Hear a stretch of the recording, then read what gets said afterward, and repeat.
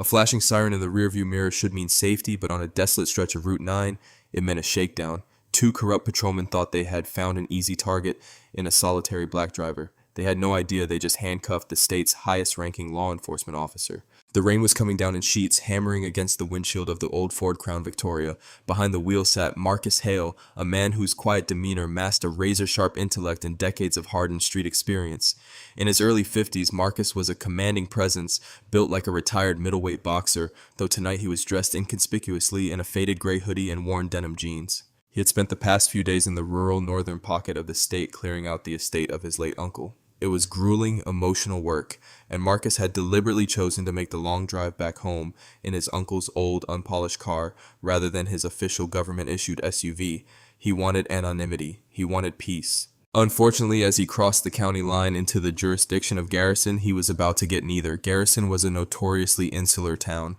For years, rumors had swirled about the Garrison Police Department operating like a localized cartel, shaking down out-of-town drivers, seizing cash under dubious civil forfeiture laws, and targeting minorities who had the misfortune of passing through after dark. As Marcus navigated a long, unlit curve on Route 9, a pair of headlights surged up aggressively behind him. The vehicle rode his bumper for some distance, dangerously close to his rear fender.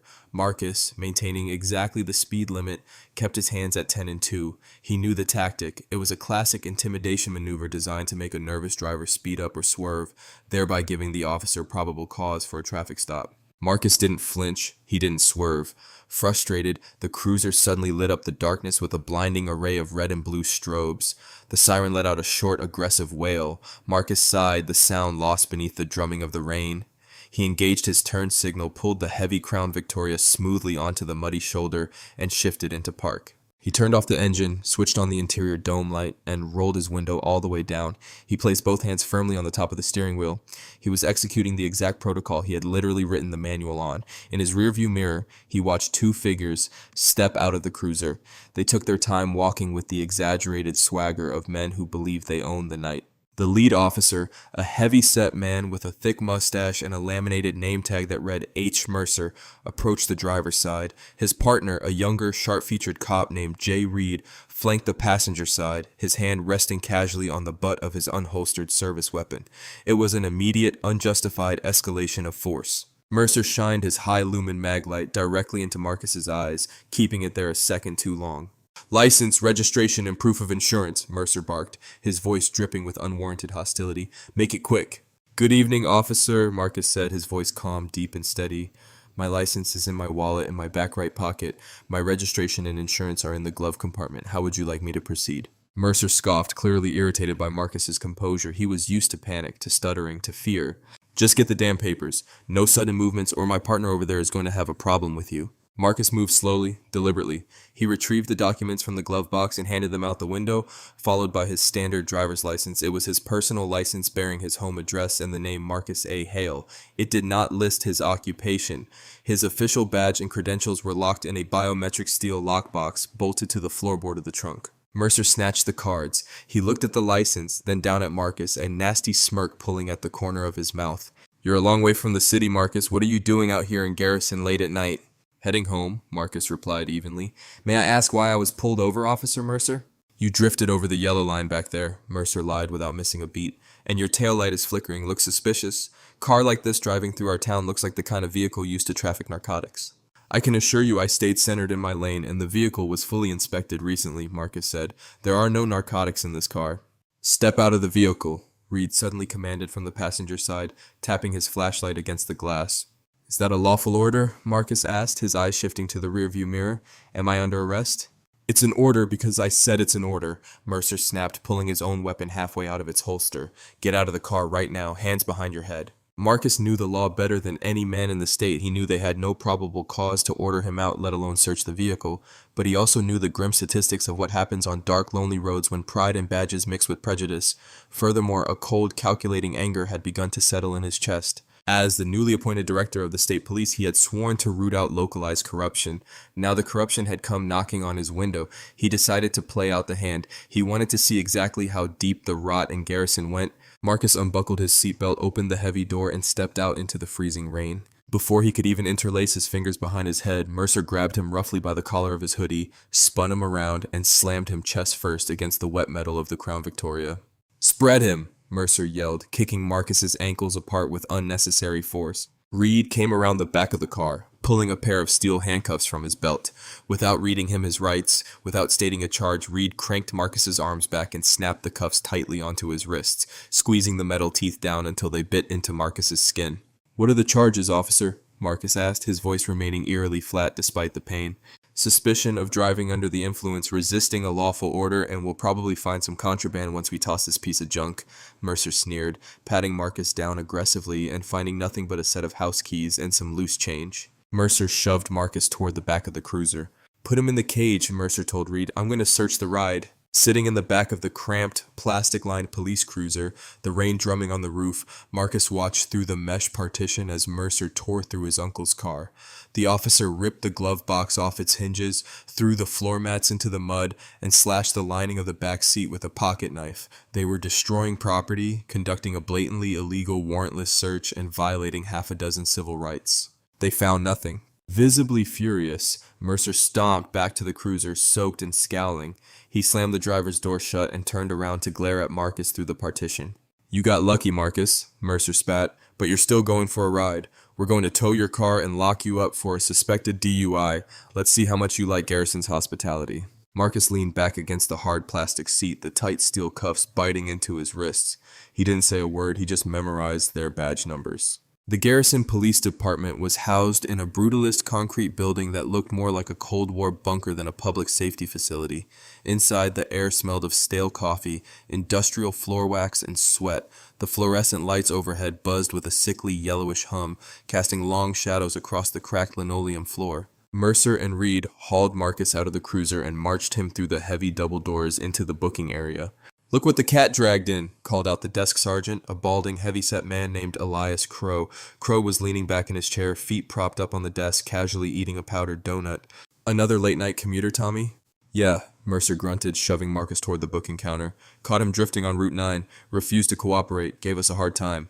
"Is that so?" Crow chuckled, dropping his feet to the floor and wiping the powdered sugar from his uniform pants. "Well, we don't tolerate hard times in Garrison. Empty your pockets, tough guy."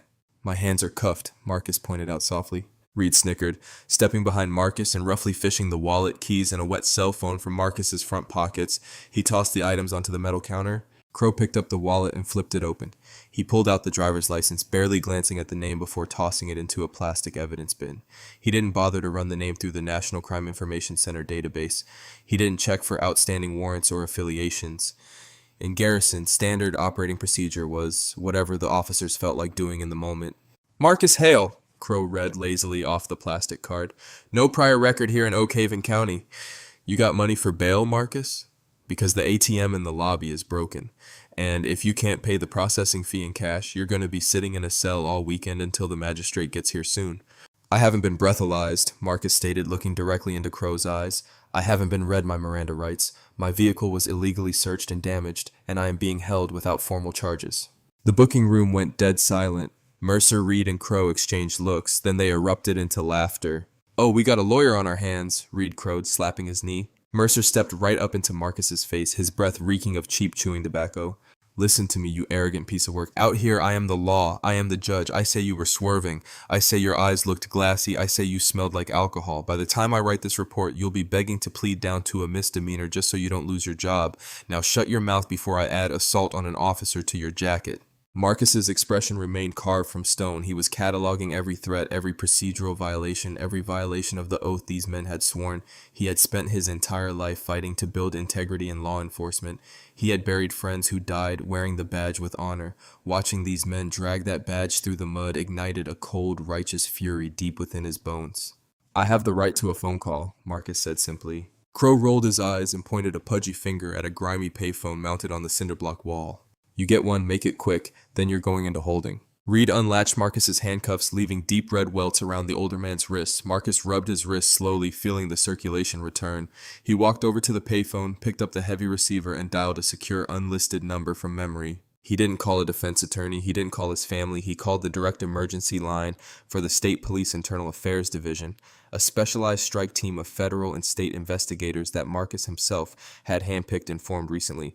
They were known internally as the Watchdogs. The phone rang twice. "Command!" A sharp, alert voice answered. It was Captain Victor Langford, Marcus's trusted second in command. Marcus turned his back to the smirking local cops. He lowered his voice, speaking rapidly and with undeniable authority. "Captain Langford, it's Director Hale." There was a microsecond of stunned silence on the other end. "Director, where are you? Your GPS beacon went dark some time ago." "My personal vehicle was illegally impounded. I am currently being unlawfully detained at the Garrison Police Department in Oak Haven County," Marcus said, keeping his tone conversational so as not to alert his captives. "Send the watchdog unit, full tactical deployment. Bring federal warrants for the precinct's record servers and lockup. I want the FBI Civil Rights Division notified, and I want the State Attorney General on standby." "Copy that, Director." Langford's voice turned lethal. "We are wheels up shortly. ETA to your location is a short time. Are you safe?" "I'm fine," Marcus replied. "Let them dig their graves a little deeper. Do not call this precinct. Do not give them a heads up. When you arrive, lock the building down. No one gets in or out." "Understood, sir. See you soon." Marcus hung up the phone. He took a deep breath, letting the tension bleed out of his shoulders. When he turned around, Mercer was leaning against the booking counter, tapping a nightstick against his palm. "Who'd you call, Marcus?" Mercer mocked. "Mommy or some public defender who won't answer his phone late at night?" "I called a friend," Marcus said, walking willingly toward the heavy steel door of the holding cells. "Someone who handles my logistics." Crow buzzed the heavy iron door open. Mercer grabbed Marcus by the shoulder and shoved him roughly down a dark, narrow corridor smelling of urine and bleach.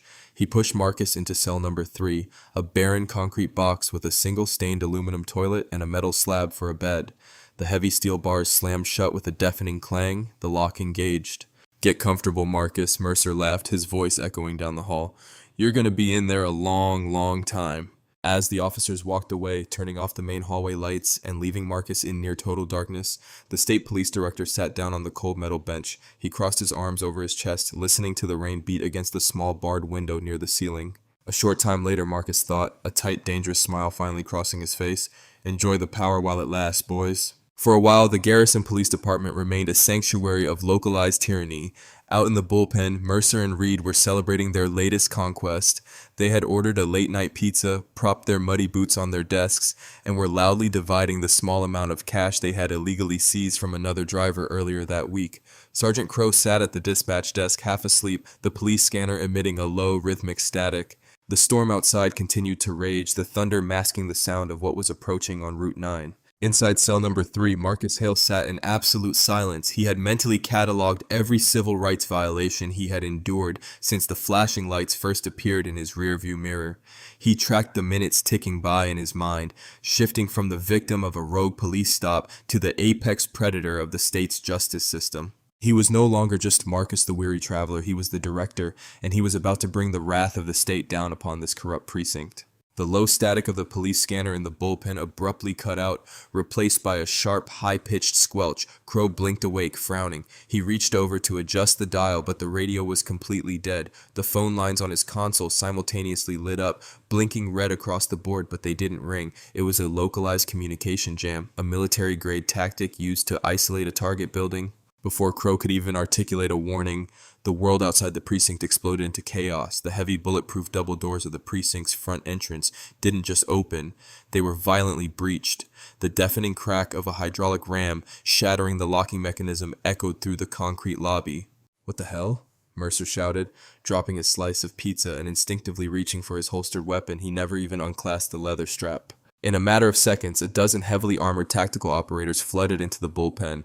They moved with terrifying fluid precision, clad in midnight black tactical gear and Kevlar vests bearing the gold-stamped letters, State Police Internal Affairs, carrying suppressed short-barreled rifles. They fanned out, establishing a 360-degree perimeter before the local cops could even stand up. "State Police, nobody moves. Keep your hands away from your weapons," a thunderous voice commanded over the din. Mercer froze, his hand hovering over his hip. Reed, terrified, threw his hand straight up into the air, his knees knocking together. Crow fell backward out of his dispatch chair, landing hard on the linoleum and scrambling to press his hands against the wall. Striding through the center of the tactical formation was Captain Victor Langford.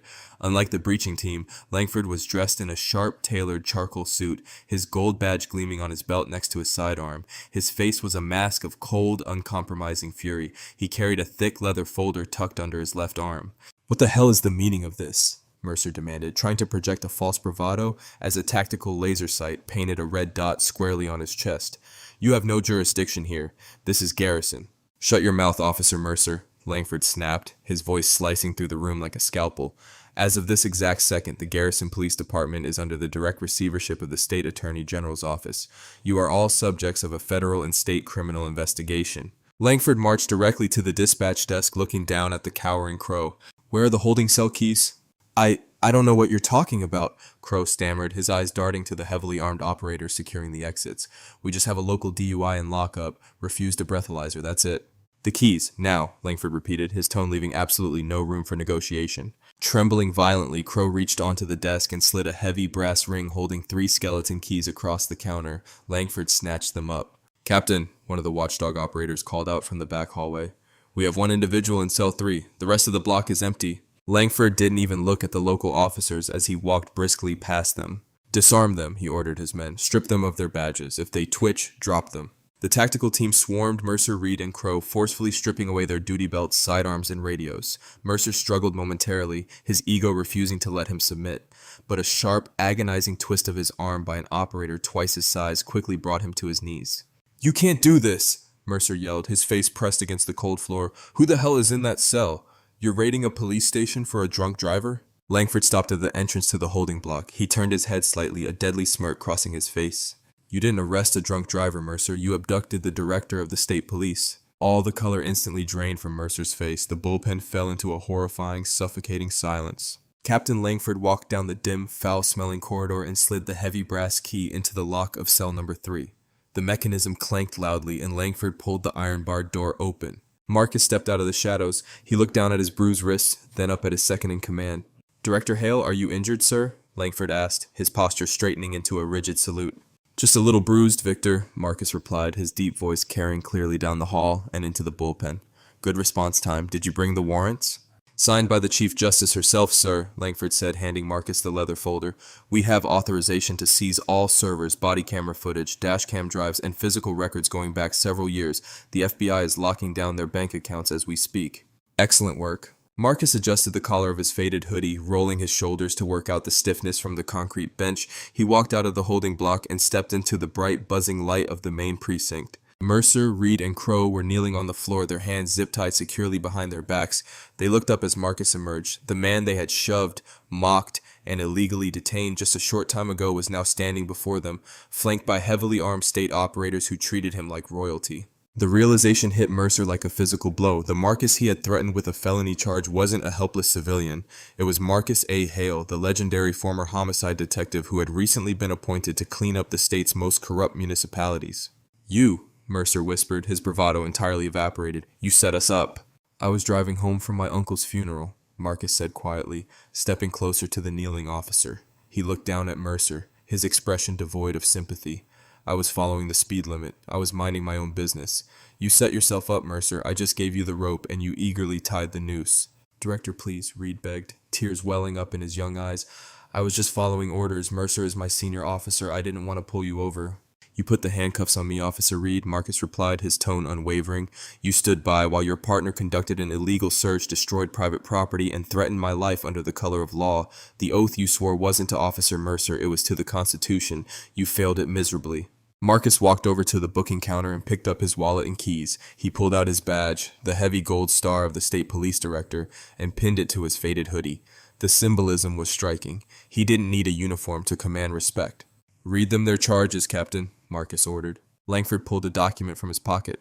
"Thomas Mercer, Gregory Reed, and Peter Crow, you are under arrest by the authority of the state police. Charges include, but are not limited to, aggravated kidnapping, false imprisonment, assault under color of authority, deprivation of civil rights, destruction of property, and official misconduct." Mercer slumped forward, his forehead resting against the linoleum. He knew his career was over. He knew his freedom was gone. The fortress of corruption he had built in Garrison had been demolished in less than an hour. "Put them in the cells," Marcus commanded. The watchdog operators hauled the three disgraced cops to their feet and marched them down the very hallway they had just dragged Marcus through.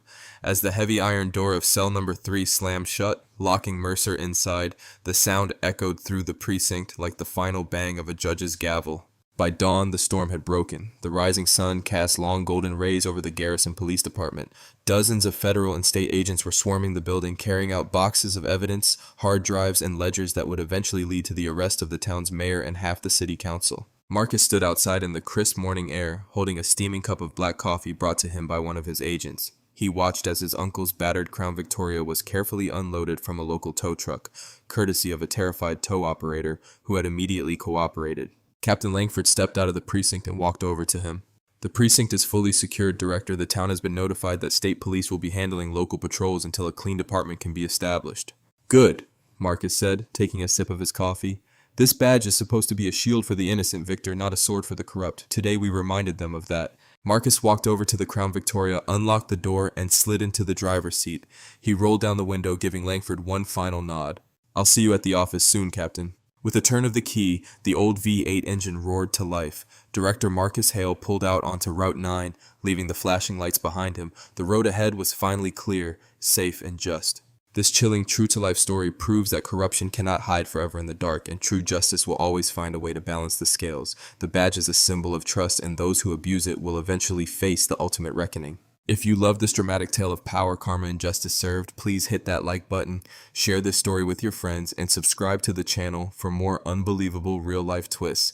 Let us know in the comments what you would have done in Marcus's shoes. Stay safe out there.